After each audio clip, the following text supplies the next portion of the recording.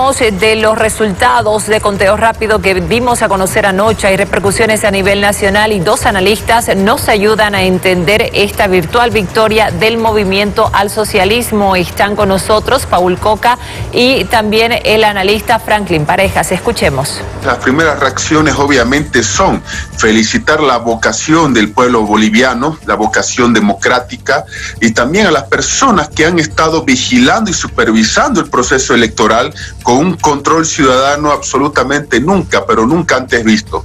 Segundo aspecto, ya que vamos a desarrollar en la presente entrevista, obviamente el resultado preliminar que se está dando, falta el cómputo oficial, por supuesto, que la victoria del MAS ha superado inclusive la votación de la elección anterior que tuvo el MAS con Evo Morales, y sobre todo que ha superado los porcentajes de las encuestas. Los indecisos definitivamente han tomado una decisión, siempre sabíamos que era así, ya que en el escenario polarizado, y me refiero a la polarización que hubo entre comunidad ciudadana y Creemos, donde había el voto blando del MAS que no sabía dónde irse, prácticamente eso también, y los políticos nunca lo tomaron en cuenta.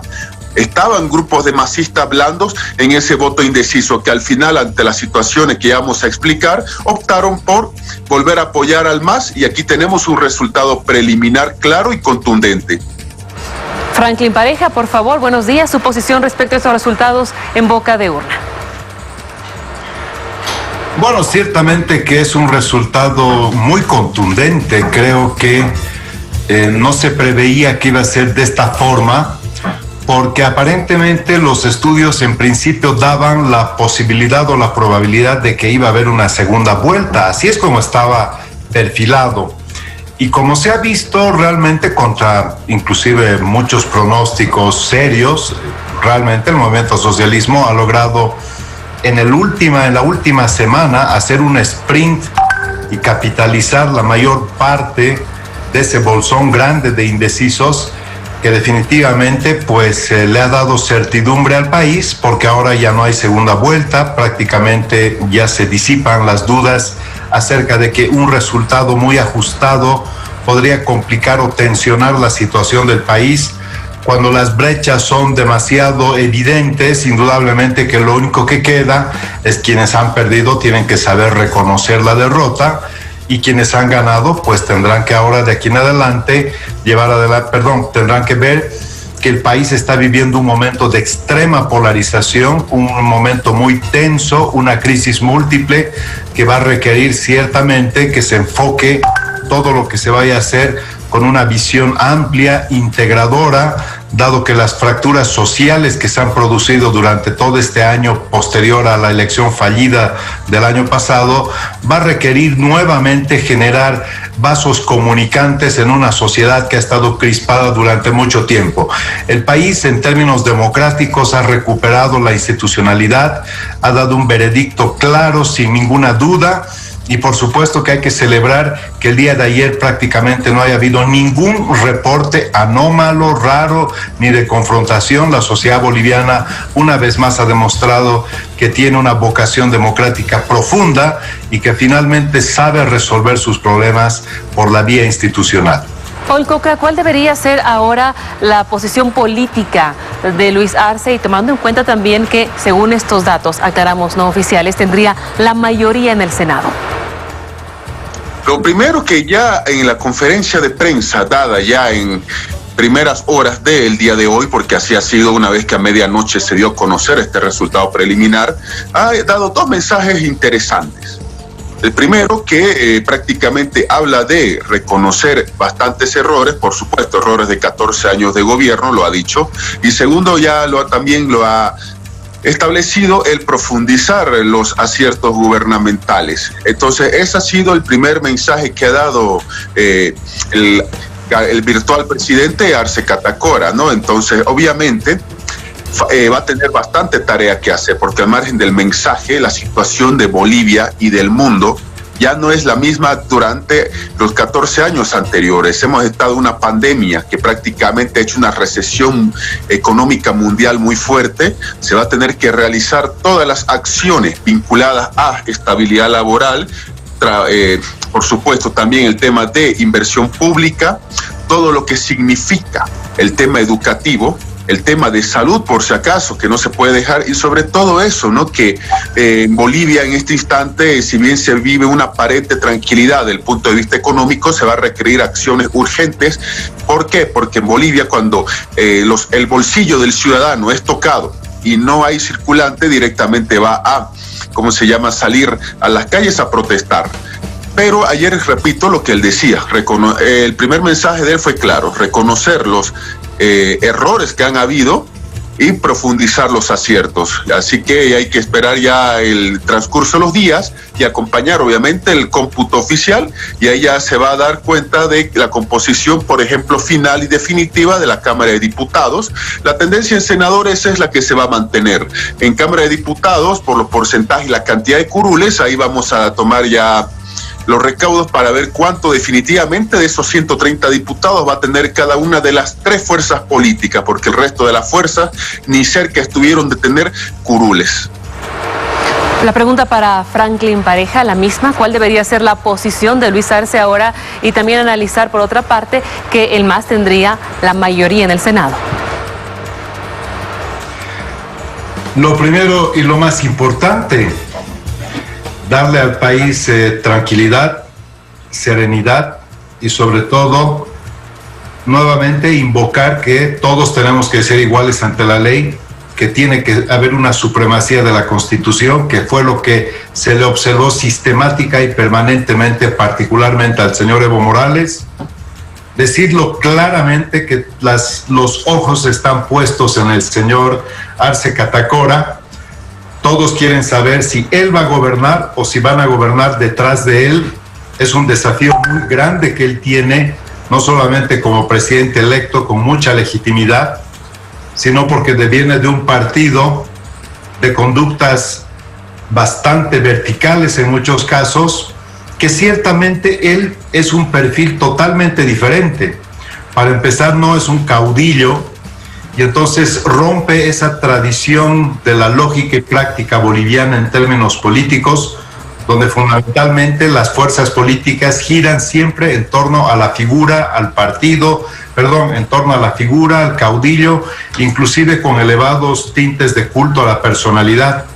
En este caso, el señor Arce Catacora tiene un perfil muy diferente, es un tecnócrata, es un hombre básicamente de clase media, es un hombre que no tiene un discurso virulento ni extremo, más bien ha demostrado cierta moderación, algo muy diferente al típico estilo que tuvieron otras autoridades del pasado. Y tendremos que ver, como él mismo hace mención, que tienen que aprender de los errores, conjuntamente con este mensaje también de renovación que habló el señor David Choquehuanca. No nos olvidemos que el compañero de binomio también tiene una base social importante y un arraigo importante dentro del movimiento al socialismo, así que es una fórmula compuesta.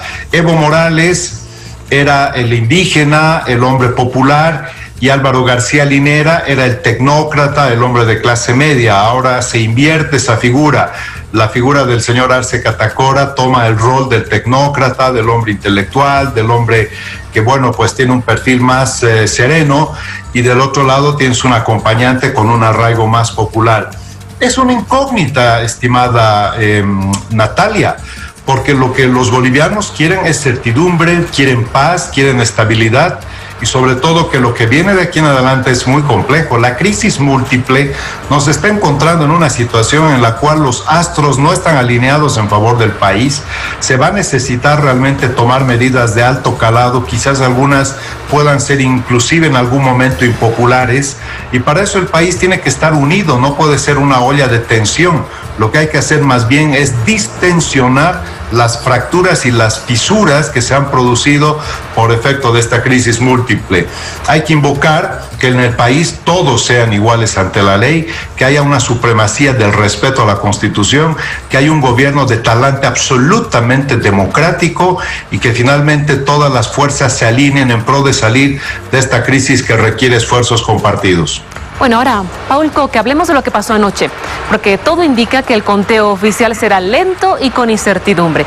¿Qué opina usted de lo que pasó anoche? No se podía dar un conteo en boca de urna y el conteo oficial avanzaba realmente lento. Así es, resulta que hay una cuestión que no se tomó en cuenta. Para empezar, en épocas normales, cuando no había pandemia, hay una situación de votación de 8 horas y eso configuraba un horario que a las 4 de la tarde, aproximadamente entre 80 y 90% de las mesas del país, ya prácticamente estaban ya cerradas y empezaba el cómputo. Aquí la situación de esta elección ha sido de que la jornada de votación concluyó 1 hora después. Entonces ya ahí de entrada se tiene 1 hora de desfase que iba a retrasar cualquier situación de lo que iba a ser la difusión de resultados preliminares. Por eso es que ya no es una de las tantas razones, por si acaso, por las que no se tenía ya un resultado preliminar y se tuvo que esperar hasta la medianoche. Ahora, el resultado preliminar también nos dice que es un nivel del 95%. Y yo siempre digo que se tiene que esperar el cómputo final, ya que no hay un sistema de transmisión de resultados de vía rápida, TREP o DIREPRE, ya no hay, directamente esperar el tema del cómputo. Y aquí también es donde obviamente la ciudadanía está pendiente al cómputo de manera paulatina y sistemática. Entonces ahí nosotros vemos de que esa hora de desfase es una de las razones por las que también, no es la única, se afectó que a las 8 de la noche o máximo 9 se tenga un resultado preliminar al 95%. Respuesta un poco más corta, por favor, a ambos analistas. Franklin Pareja, ¿qué opina de lo que pasó anoche? Un conteo oficial lento, con incertidumbre y también resultados en boca de urna que a su momento no se pudieron dar. Sí, bastante lento. Realmente quizás ese es uno de los puntos más extraños. Pero también es cierto que estamos comentando única y exclusivamente sobre información no oficial en absoluto. Y además estamos comentando únicamente sobre los resultados de conteo rápido. Eso significa que es en base a una pequeña muestra. No tendría estadísticamente que haber grandes variaciones, porque además la diferencia entre el primero y el segundo es bastante contundente.